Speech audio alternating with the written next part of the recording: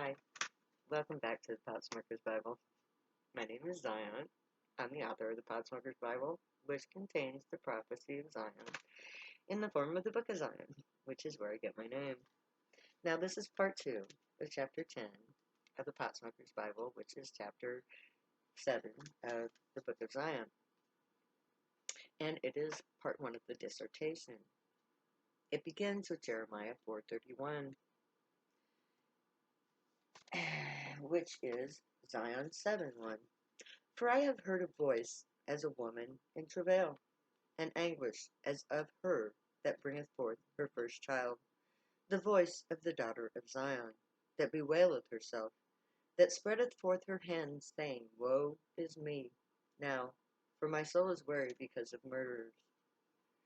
Jeremiah 4:31 tells us that there will be a woman who will be very depressed. She will weep for herself. This woman will be the daughter of Zion. I am a daughter of Zion. By using marijuana, I have chosen to become a Zionite.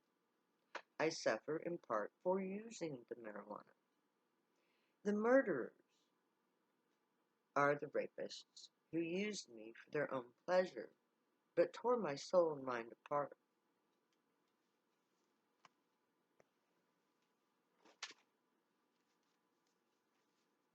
Isaiah 22:4, Zion 7:2. Therefore said I, Look away from me. I will weep bitterly. Labor not to comfort me because of the spoiling of the daughter of my people. Jeremiah is telling us that Isaiah acknowledges the suffering of the woman Zion, the daughter of his people.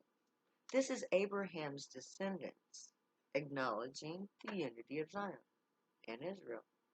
He is sympathetic with Zion, feeling her pain. Lamentations 1:17, Zion 7:3. Zion spread forth her hands, and there is none to comfort her. The Lord hath commanded concerning Jacob, that his adversaries shall be round about him. Jerusalem is a menstruous woman among them.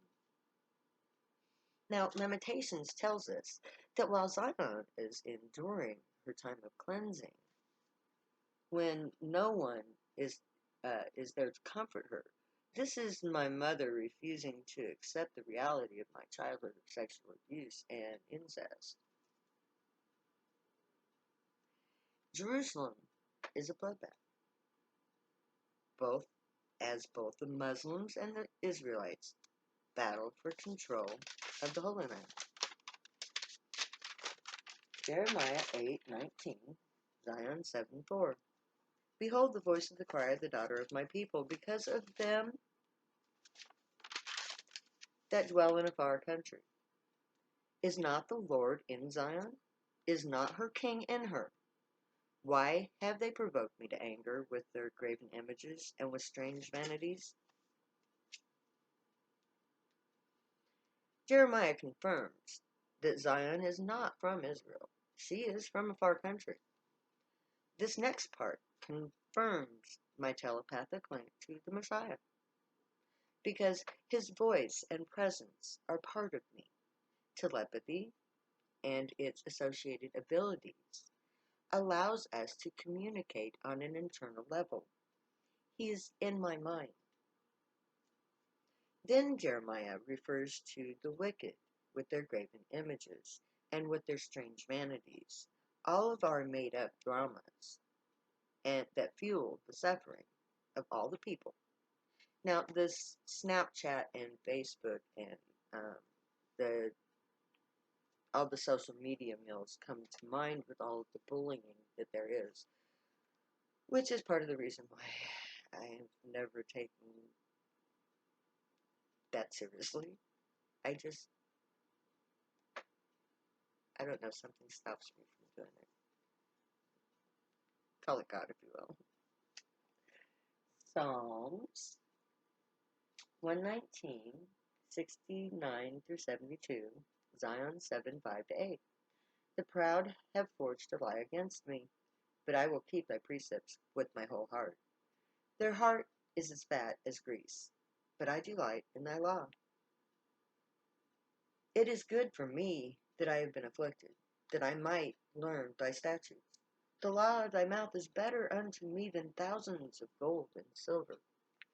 Now, Psalms 119 tells that I figured out the lies of the war on drugs and decided to stand up to the government.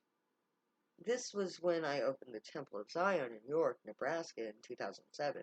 It foretells my operations at the temple. I always gave away my profits, refusing to profit from my priestly duties. Psalms 47 and 8, Zion 7, 8, 9, and 10. Then said I, Lo, I come in the volume of a book. It is written of me. I delight to do thy will, O God. Yea, thy law is within my heart. Now, Psalms 47 and 8 tells you that I truly have had myself written in the book of Zion, a hidden book detailing my life and my plans for the future of my people. It also expresses my happiness to be Zion, now that my pain has passed.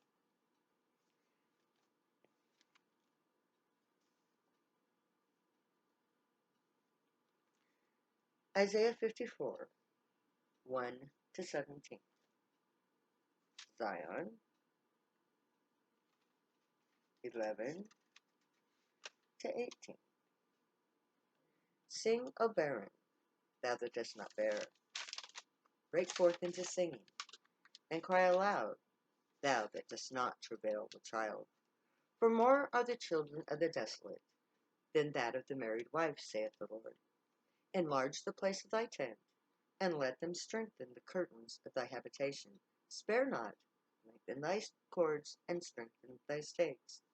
Fear not, for thou shalt not be ashamed, neither be thou confounded, for thou shalt not be put to shame. For thou shalt forget the shame of thy youth, and shalt not remember the reproach of thy widowhood any more.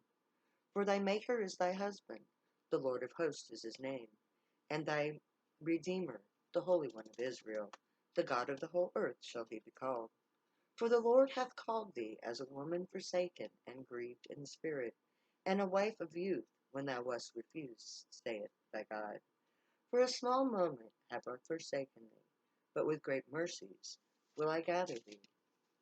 In a little wrath I hid my face from thee for a moment, but with everlasting kindness will I have mercy on thee, saith the Lord thy Redeemer. For this is as the waters of Noah unto me. For as I have said, that the waters of Noah shall no more go over the earth, so have I sworn that I would not be wroth with thee, nor rebuke thee. For the mountains shall depart, and the hills be removed, but my kindness shall not depart from thee, neither shall the covenant of thy peace be removed, saith the Lord, that have mercy on thee. O thou afflicted, tossed with the tempest, and not comforted, behold, I will lay stones with fair colors, and lay thy foundations with sapphires, and I will make thy windows with agates, and thy gates with carbuncles, and all thy borders with precious stones. And all thy children shall be taught of the Lord, and great shall be the peace of thy children.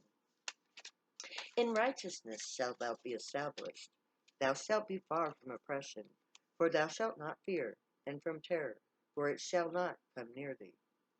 Behold, thou shalt surely gather together, but not by me. Whosoever shall gather together against thee shall fall for thy sake.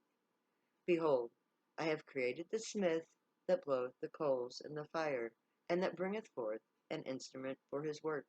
And I have created the waster to destroy. No weapon that is formed against thee shall prosper, and every tongue that riseth against thee in judgment thou shalt condemn. This is the heritage of the servants of the Lord, and their righteousness is of me, saith the Lord. Isaiah 54.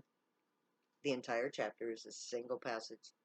As I've already stated, this chapter gives the major details of my life. It tells us about my childhood, when all of this began. It tells us where I'm meant to go, in a manner of speaking. It tells of the fate of the children who will be born to me. and it tells the fate of those who oppose me, thus giving the details of my passage to becoming Zion. Isaiah 54:1. Zion is a musician. She sings, but she must be told to do so. When this began, I had had a vision of being a rock star. But in this vision, the Messiah was with the other woman. I chose not to pursue that vision because I would have to give up any hope of reuniting with the chosen one.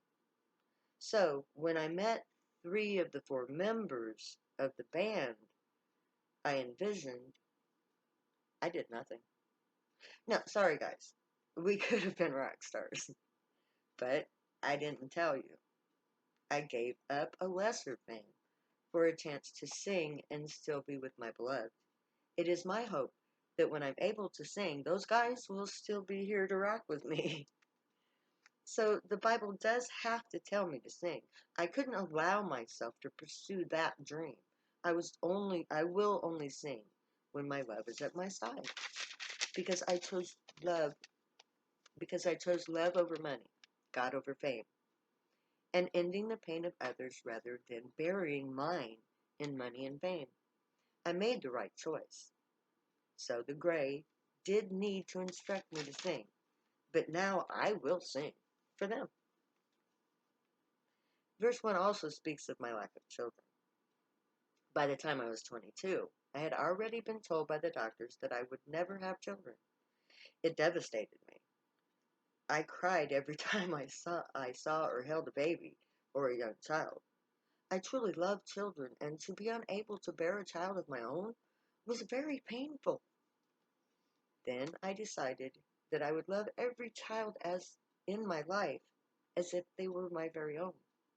I chose to love all children, and every child I have ever known has loved me in return. They know me. They sense my love for them. They embrace that love because it is pure. I babysit for free. Children have loved me. That bond of motherhood within me is as strong as any other mother's. But my children are every single child in creation. I cannot conceive of a child that I cannot love as if it were my own. So I give myself to free all children. 54:2 talks about what I'm meant to do. I am to go to my tent. You may think that that is a crazy thing to be told to do in this day and age. Who except the Bedouin of Saudi Arabia live in tents? This passage had me stunned for years until I had a revelation that made this statement the most logical thing to do, and I have every intention of living in a tent for as long as it takes. By the end of this book, that tent will make sense. And that is where we're going to stop for today, because I am under a time restraint. So, tomorrow, we're going to pick up with Isaiah 54:3 and how it relates to me. Okay, guys. Stay happy and high. I love you all.